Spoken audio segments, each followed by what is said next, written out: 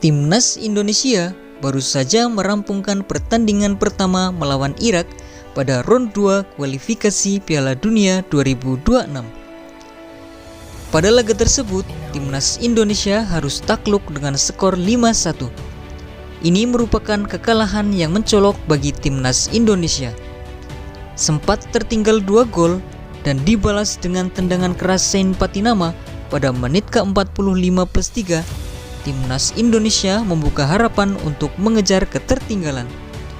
Namun, semua itu terasa berat setelah Irak menjebol gawang Timnas Indonesia untuk ketiga kalinya pada menit ke-60. Dengan ketertinggalan 2 gol, Timnas Garuda pun mencoba bermain menyerang untuk mengejar ketertinggalan. Rapatnya barisan pertahanan Irak membuat Timnas Indonesia kesulitan mencari celah kosong yang ada pada Timnas Irak. Dengan permainan terbuka Timnas Indonesia, akhirnya Irak menambah 2 gol pada menit ke-81 dan menit ke-88 yang menutup pertandingan menjadi 5-1 untuk kemenangan Irak. Dalam laga tersebut, banyak faktor yang mempengaruhi kekalahan Timnas Indonesia. Adapun penyebab kekalahan Timnas Indonesia menurut pandangan tentang bola sebagai berikut. Banyak pemain Timnas Indonesia yang underperform. Pada laga ini, banyak pemain Timnas Indonesia yang tampil buruk. Tak seperti biasanya, para pemain Timnas Indonesia sering melakukan kesalahan yang berakibat fatal untuk Timnas Garuda. Banyak kesalahan pemain Timnas Indonesia yang berbuah gol untuk Irak. Ini merupakan PR untuk Sinteyong membenahi Timnas Garuda untuk laga-laga berikutnya. Adapun pemain-pemain yang tampil kurang memuaskan menurut tentang bola yaitu sebagai berikut.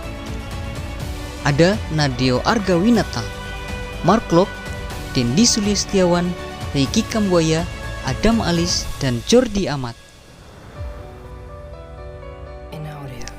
Hilangnya jenderal lapangan tengah.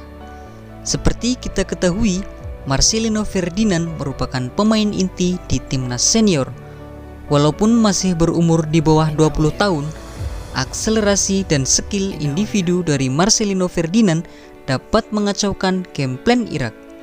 Dalam pertandingan ini, Timnas Indonesia serasa kehilangan jenderal lapangan tengah yang kreatif, seperti Marcelino Ferdinand.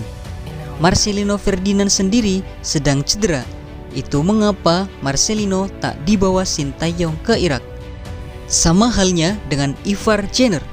Tidak adanya Ivar dalam laga ini, pemain Timnas serasa gugup saat di pressing lawan.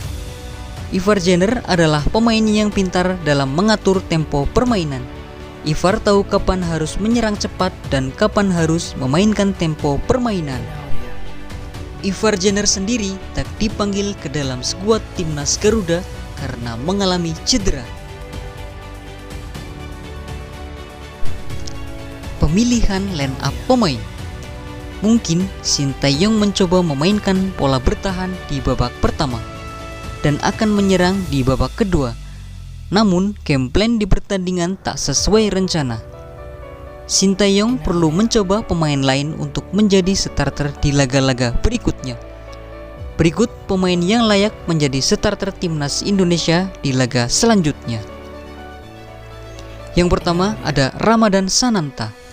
Ramadan Sananta yang selama ini menjadi perhatian publik pecinta Timnas karena performanya yang impresif di klub ataupun Timnas, pada laga ini tidak dimainkan oleh Sinteyong.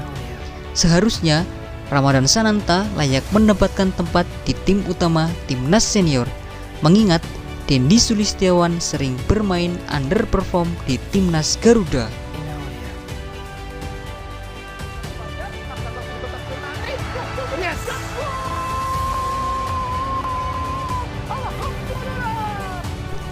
Untuk nama yang kedua ada Rahmat Irianto.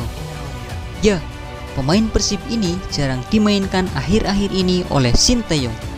Dengan melihat performa Mark Klok belakangan ini di Timnas kurang apik, Sintayong layak mencoba Irianto untuk menjadi starter di timnas senior.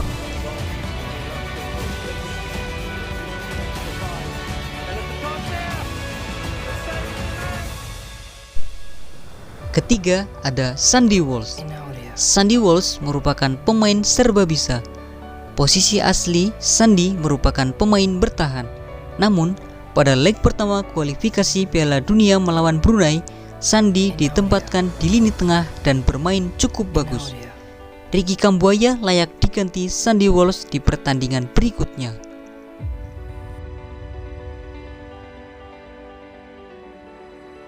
Yang terakhir ada Hernando Ari Sutaryadi. Hernando Ari merupakan opsi kiper yang bagus untuk menggantikan Nadeo. Melihat penampilan Nadeo kemarin yang sama sekali tidak melakukan save penyelamatan, Hernando Ari layak untuk menggantikan Nadeo Argawinata.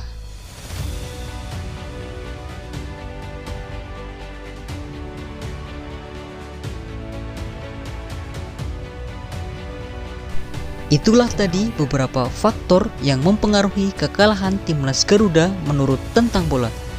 Bagaimana pendapat kalian sobat Tentang Bola?